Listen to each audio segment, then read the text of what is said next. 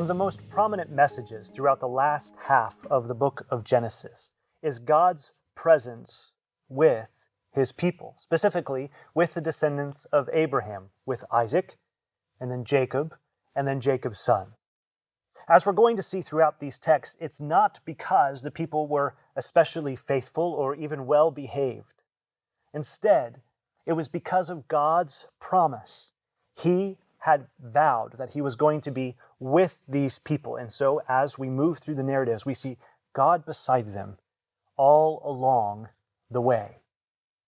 In Genesis 31, as Jacob reflects on his life, he makes a comment. He says, "I know that the God of my fathers has been with me." And the word he uses there is imadi. This just simply means with, alongside of, together with me. And this is what God does for his people. As we move through these chapters of Genesis 25 through 50, we find that the people of God encounter more dysfunction and turmoil than perhaps we expect. But that doesn't change who God is, and that doesn't change what God is willing to do for them. The story begins with the narrative of Isaac. We really pick him up in Genesis chapter 25. Here, Isaac is married and he has two sons, right? And we find out from the very beginning that these sons are sort of fighting and feuding with each other. Then quickly we find Isaac and his wife Rebekah in a foreign land. And unfortunately, it seems as if he's learned well from the lessons of his father. And when they go to the foreign land, he lies about his wife and says, "Oh, she's actually my sister, not actually my wife," and makes a terrible mistake once again. However, God does not abandon them in the midst of this, but rather uses even this mistake, even this issue, in order to continue to bless him and in order to continue to allow good things to come to him. We move forward in the story of Isaac and we read about how he favors his older son Esau, and his wife Rebekah favors the younger son Jacob. Well, Isaac is getting older and his eyesight is starting to fail, and he thinks that his days are numbered. He thinks the end is coming soon. And so he tells Esau, "I want you to go and kill an animal for me and then bring it to me so that I can eat it, and then I can bless you, and then I can die." We've already read about how Jacob, the younger brother, deceived Esau, and Esau sold him his birthright. But now we're going to read about how the mother, Rebekah, orchestrates a situation where she can trick her husband into giving not just the birthright, but now also the blessing to Jacob as well. You see, Rebekah's brother, Laban, who we'll meet here in just a few chapters, seems to have a master's degree in deception. This guy is deceitful at every single turn, and it seems like his sister had learned his ways before she left home. And so, as she hears Isaac tell Esau to go kill an animal, she quickly gets Jacob, "Dress up like your brother. I'll make the animal, and we'll prepare the food, and then you go in and you pretend to be your brother in your father's presence." Notice, this is a wife deceiving her husband at the deepest possible level. After they find out what has happened, Isaac is furious, and Esau is even more furious. And so Rebekah and Jacob start to plot what do they need to do in the face of Esau's anger, and they make the decision, well, perhaps it would be best if Jacob would go and find a wife with the family of his mother up in Haran. And so Jacob leaves the land that he knows, and he goes by himself on this journey up to Haran.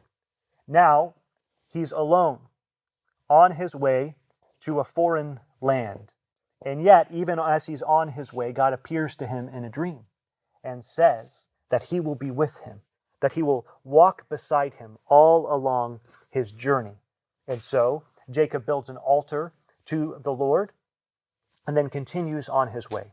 Once he arrives at Haran, he is looking for a wife, and he meets Rachel. Now, Rachel was beautiful.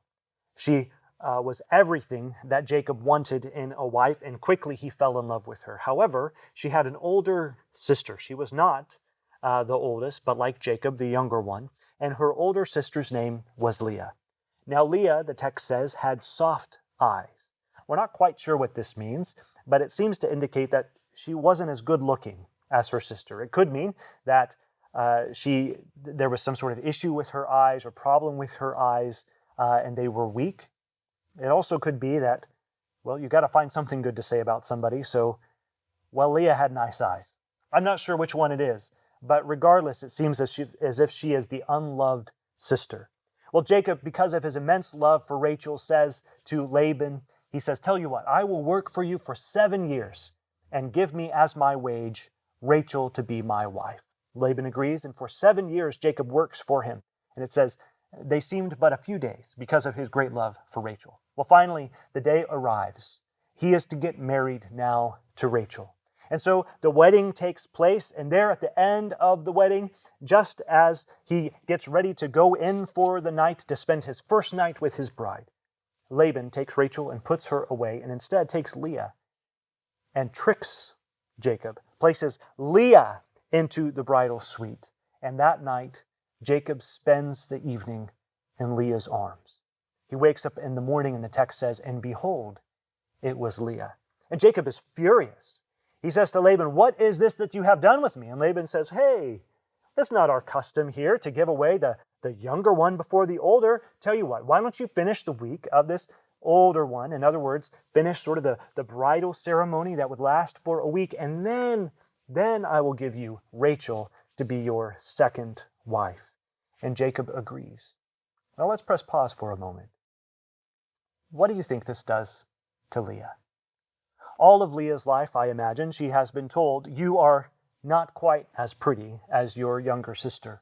You don't quite have what it takes. You're not really attractive. As she gets to marriageable age, they have difficulty, it seems, finding a suitor for her, someone who will take her in. And so her father gets her married off by deception. He puts her into this bridal room, and there she sits and waits for her husband, who doesn't even know that he's married her. Even then, she only gets one night of her husband's full attention and affection. And as soon as he wakes up in the morning and takes one look at her, he freaks out. Can you imagine what this must have done to Leah's heart? Even then, she spends 1 week with her husband, a week that he spends waiting for his opportunity to get to Rachel, the one who he really loves. And all of Leah's life from this point forward is the story of a woman who is not loved. We see this dysfunction then begin to work itself out in the family. Rachel becomes his wife after he's been married to Leah for only a week. And she is clearly the favorite. Jacob clearly prefers her over the other. And yet, as the story continues, we find out that they start to have children. Now it says this in chapter 29, verse 31. When the Lord saw that Leah was hated, he opened her womb, but Rachel was barren.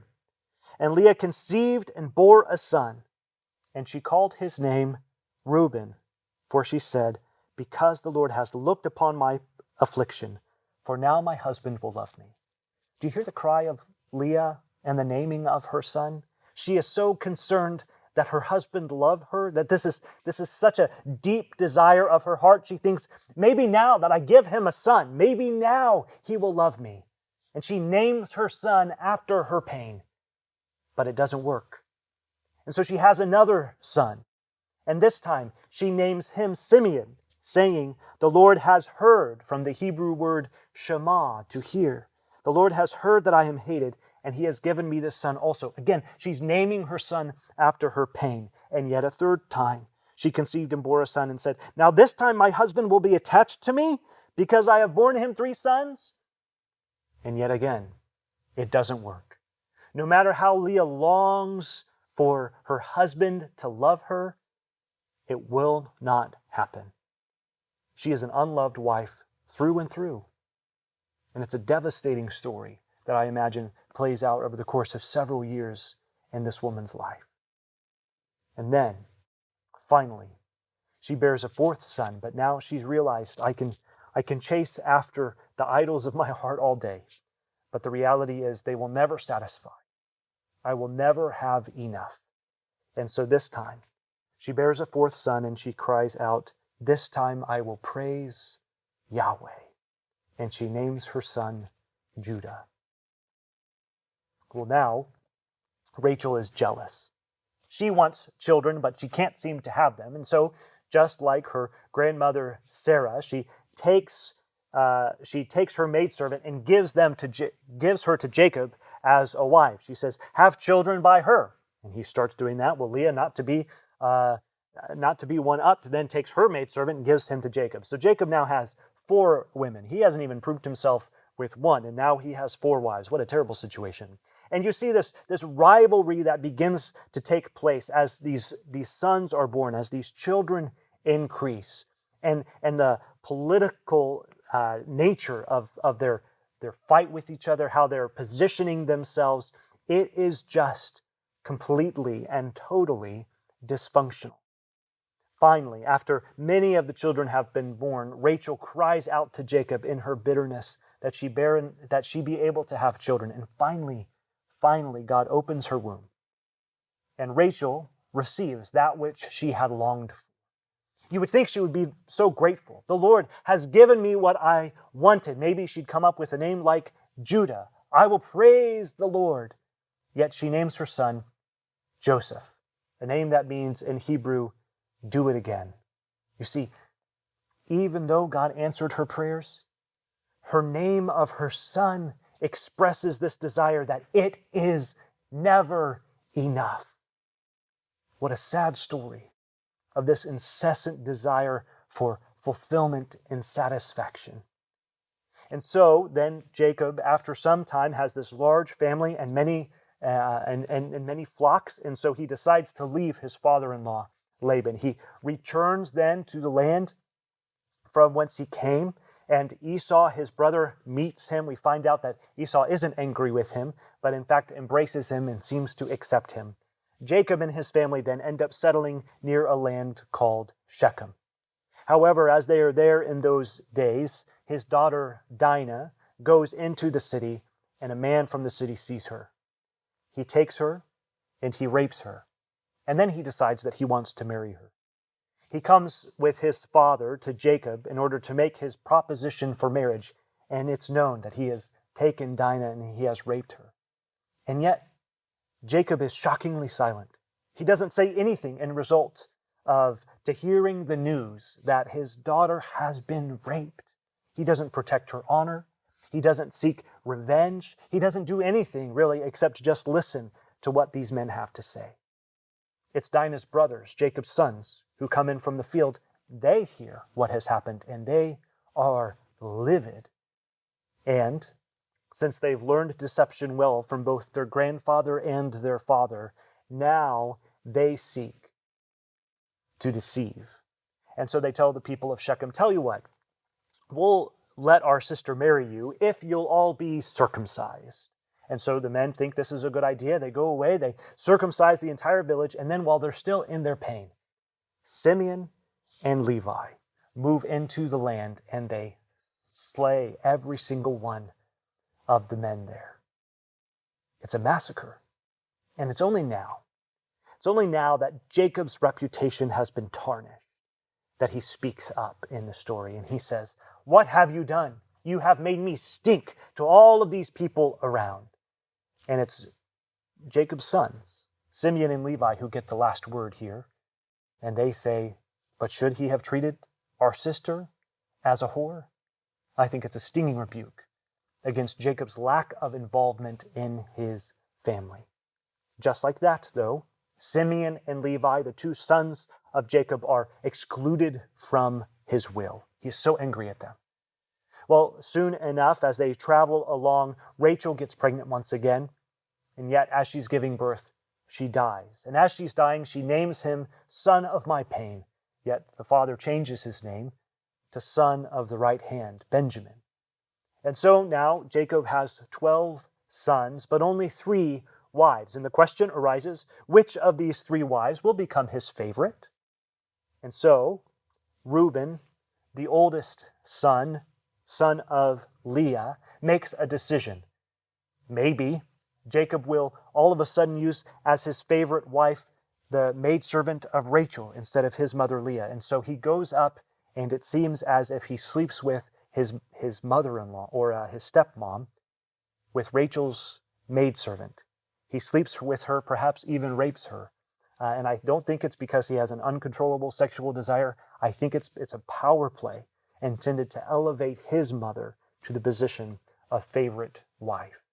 Well, just like that, now Reuben's out of the will, and the firstborn, in essence, becomes Judah, the 4th son of Jacob.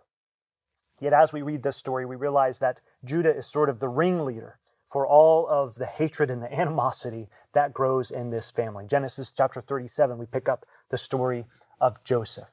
Joseph was a young man and clearly the favorite of his father. He had a coat of many colors or a special fancy robe or something that set him apart from the rest of his brothers, and his brothers hated him. They hated him so much that when he came to check on them one day, they began to plot, hey, I got an idea, let's kill Joseph. And then finally they decided, you know what, let's not kill him, but we'll throw him into this pit. And so they throw him into the pit and they sit down to eat, and after a while they see a caravan coming by on its way down to Egypt. And then Judah has an idea. Hey, I got an idea. Let's sell Joseph into slavery. We don't want to kill him. I mean, he is, after all, our brother, but let's sell him into slavery, and we can profit off of the deal, and then we get Joseph out of our hair. And they do. They sell Joseph into the hands of the traders who take him down to the land of Egypt. Now, I know some of you come from dysfunctional families, but my guess is your siblings have never sold you into slavery. This is deep, deep dysfunction.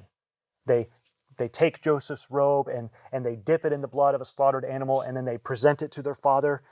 Whose is this? Does this belong to Joseph? And his father concludes, a wild animal has eaten him. I will go down to my grave weeping for my son. Then we press pause, and Genesis chapter 38 picks up the story of Judah. It may seem like an interruption, but the reality is, I think it's all part of the story. You see, Judah appears very, very arrogant in Genesis chapter 37. He seems to be the epitome of conflict and arrogance. And he needs a serious experience with humility. Well, that's exactly what happens in Genesis 38, where over the course of several years, he ends up in a situation where he sleeps with his daughter-in-law and gets her pregnant. Whoops. And as this evidence comes out, in fact, the presentation of the evidence sounds a whole lot like the presentation of the robe to Joseph's father. As the evidence comes out, Judah realizes what he's done, and he's absolutely, totally humbled in the face of his sin. I think from this point forward in the book of Genesis, we see Judah as a changed man. We then move back in Genesis 39 to the story of Joseph. He spends some time in a man named Potiphar's house. However, after a while, he's accused of sexual misconduct and thrown into prison. He spends years there in the prison, serving the captain of the guard. And one day, 2 officials of Pharaoh are thrown into the prison. They have dreams. Joseph interprets them. They go back to Pharaoh, and yet Joseph remains right where he is. And we may begin to wonder, where is God in the midst of all of this? God seems so active in the story of Abraham. It seems like every other chapter he was there, he was appearing to Abraham, he was speaking. But where is God in the face of all of this dysfunction? And I think the reality is the Lord is there. He is walking with his people even through these dark, dark valleys. He is a God Emadi. He is a God who is with them. In fact, several times in these first chapters of Genesis, of the story of Joseph, it tells us, and the Lord was with Joseph. And so one day Pharaoh has a dream.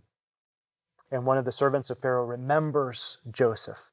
He calls him from the prison. Joseph interprets the dream for Pharaoh, 7 years of plenty and then 7 years of famine. Pharaoh then elevates Joseph to the second in authority in all of the land and gives him a position in power. Over the next 7 years, Joseph stores up grain for the people of Egypt and gets married. He has children, and yet, just like others before, he names his children after his own pain. Finally, the famine hits, and it spreads to all of the land. And if it's spreading to all of the land, it must be spreading to the land of Canaan, where Joseph's brothers live. And so, over the course of several chapters, Joseph's brothers come down to Egypt. They don't recognize Joseph, but Joseph recognizes them. And they go back and forth. They make several trips down, and Joseph's playing with them the whole time. And we wonder, how far will Joseph take this? Until it finally reaches the point where Joseph can handle it no more. And he begins to weep, and he cries out to his brothers, "It is me, your brother Joseph. What you intended for evil, God intended for good." You see, God's presence, his continued presence with Joseph, has changed him and transformed him. And now he is able to see things from a different perspective. The brothers take back word to Jacob. "Hey, Dad, when we said that maybe Joseph had died, he's still alive. That's the good news." And Jacob comes down to Egypt with all of their family. They settle there in the land of Egypt and live out the rest of their days. You see, the story of Isaac and of Jacob and of all of Jacob's sons is a story of incredible dysfunction. It's a story of how people make terrible decisions, and then the people around them have to face the consequences of the terrible decisions that they made. But in the end, it is not the good behavior or the admirable qualities of the patriarchs that brought them salvation and redemption. It was the presence of a good God who refused to abandon his plan. You see, it's like Jacob said, Genesis chapter 31, verse 5, "The God of my fathers has been with me." And I think the same is true for us. The God of our fathers will be with us. It's an incredible promise. God isn't leaving us because of our bad behavior or because of our family dysfunction. He's not abandoning us because of our insecurities or even our inabilities. He is a constant, persistent, and powerful God. It doesn't matter what you face in life. If you have made Jesus your Lord, God promises to always be with you. He will walk with you through every trial that you might face. In fact, even when you walk through the valley of the shadow of death, you will feel no evil. For God, Imadi, He is with me. That is the God that we serve.